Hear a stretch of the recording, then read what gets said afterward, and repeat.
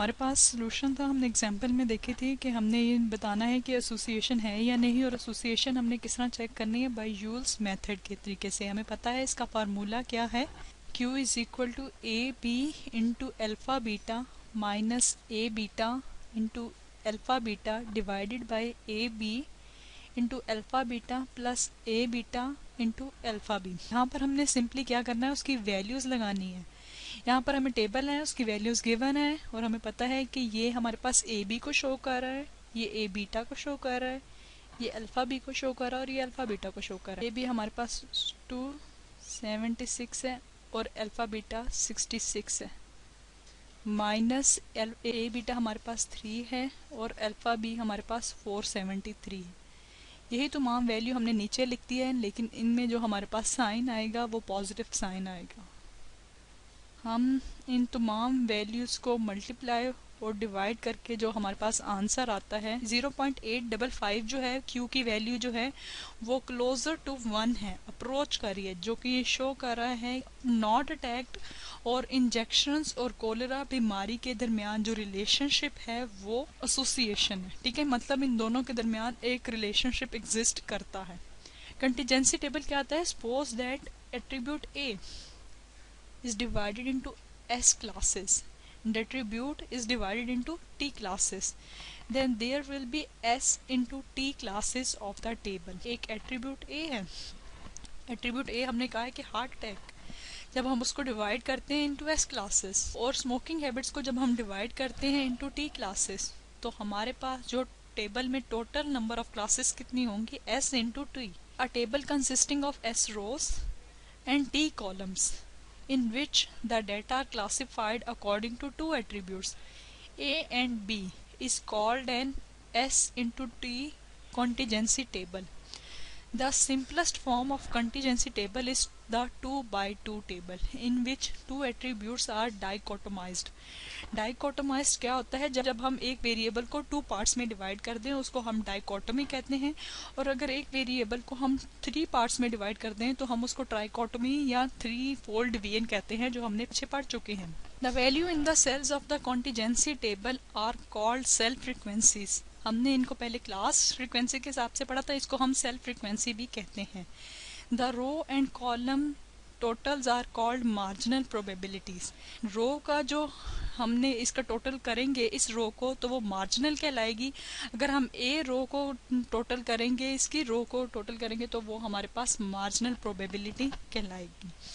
Next का आ जाता है टेस्ट फॉर इंडिपेंडेंस। टेस्ट करने के लिए हम क्या करते हैं, सबसे पहले अपना फार्मूलेशन ऑफ हाइपोथेसिस बनाते हैं। हाइपोथेसिस में हमारे पास ऑल्टरनेट होता है, हाइपोथेसिस एक होता है नल हाइपोथेसिस। एच नॉट में वो अजम्पशन लेते हैं जिसको हम अमूमन तौर पर रिजेक्ट करने के लिए इस्तेमाल करते हैं, और H1 जो होता है वो ऑल्टरनेट होता है नल हाइपोथेसिस के। After formulation of hypothesis we further go for level of significance.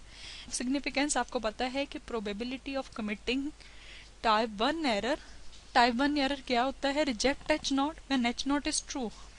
Alpha क्या होता है कि हम H नॉट को जब वो ट्रू है हम इसको रिजेक्ट करते हैं, और हम अल्फा जो है वो ले रहे हैं, हमारे पास reject H not when H not is true, हम मिनिमम चांसेस लेते हैं।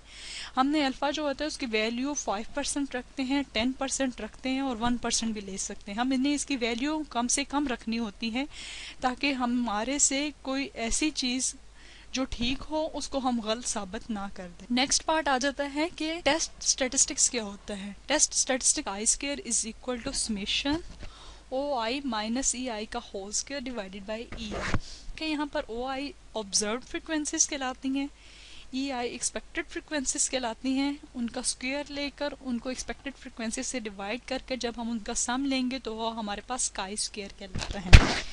काई स्क्वायर जो डिस्ट्रीब्यूशन होती है उसकी degree of freedom r-1 into c-1 होती है, और the specified level of significance alpha.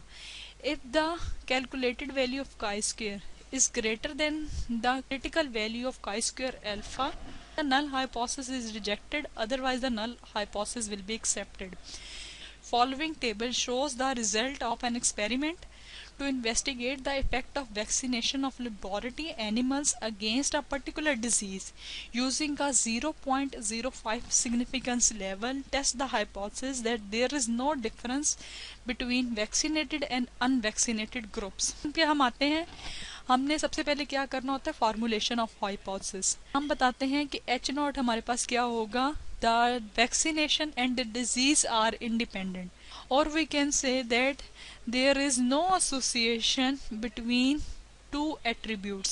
और H1 क्या होगा, जो कि alternate होता है null hypothesis के, the vaccination and disease are not independent, और we can say there is association between two attributes, level of significance alpha is equal to 0.05। Test statistics के आ जाता है, टेस्ट स्टैटिस्टिक्स में chi स्क्वायर आ जाता है OI माइनस EI का whole square divided by EI। इन टोटल का जब हम सम लेंगे तो हमारे पास chi स्क्वायर आ जाता है।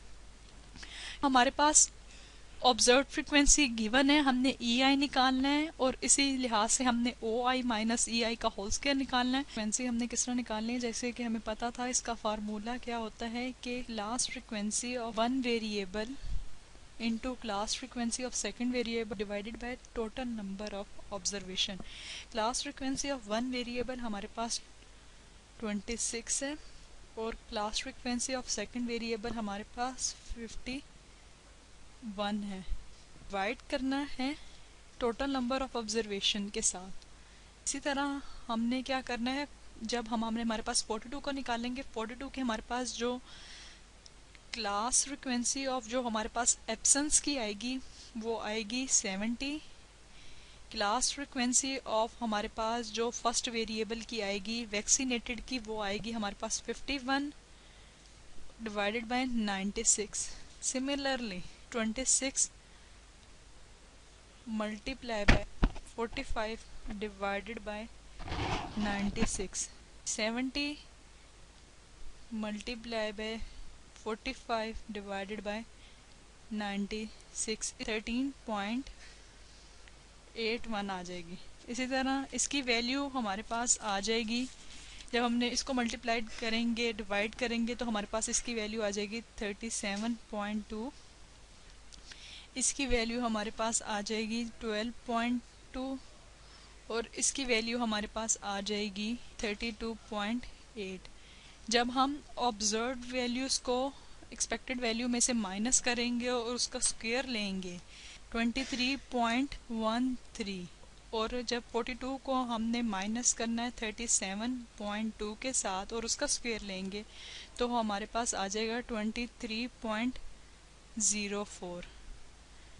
जब हम 17 को 12.2 के साथ माइनस करेंगे और उसका स्क्वायर लेंगे तो वो हमारे पास आ जाएगा 23.04, और 28 को जब हम 32.8 से माइनस करेंगे और उसका स्क्वायर लेंगे तो वो हमारे पास आ जाएगा 23.04। 23.13 को जब मैंने डिवाइड किया 13.81 के साथ तो मेरे पास जो आंसर आया है वो है 1.67।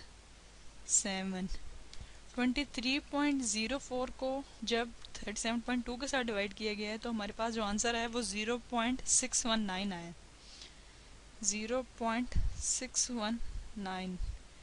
और जब 23.04 को 12.2 के साथ डिवाइड किया है तो 1.889 आया, 1.889 आया। और इसी तरह जब हमने 23.04 को 32.8 के साथ डिवाइड किया है तो हमारे पास जो आंसर आया वो आया 0.702 आया। जब हमने इन पूरे कॉलम को ऐड किया है तो हमारे पास जो आंसर आया है वो आया है 4.88। यहाँ पर हमारे पास chi स्क्वायर की क्या वैल्यू आ गई है, 4.88। क्रिटिकल रीजन था, हम रिजेक्ट H नॉट करेंगे जब हमारे पास टेबल वैल्यू क्रिटिकल वैल्यू से बड़ी आ जाए। टेबल वैल्यू हमारे पास थी 4.88। क्रिटिकल वैल्यू हमने अल्फा क्या रखा था 0.05। r-1 2 रोज थी, 2-1 और कॉलम हमारे पास 2-1 दो थे। 4.88 इज ग्रेटर देन, हम इसको यूँ लिख सकते हैं 0.0511 जो आ जाएगा 4.88 8 हमारे पास, जब हम इसकी वैल्यू काई स्क्वायर की वैल्यू टेबल से देखेंगे तो इसकी वैल्यू टेबल से आ रही है 3.84। 4.88 3.84 से बड़ा है, जो कि ये बता रहा है कि रिजेक्ट एच नॉट। हम कंक्लूजन क्या करेंगे, हम बताएंगे since the calculated value of chi square is greater than the critical value of chi-square table falls in the critical region, so we reject H naught.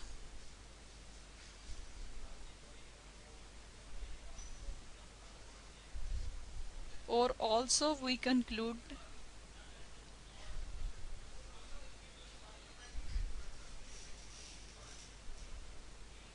that there is association or association between vaccinated variable and disease, or we can say that the vaccinated variable and disease variable are dependent.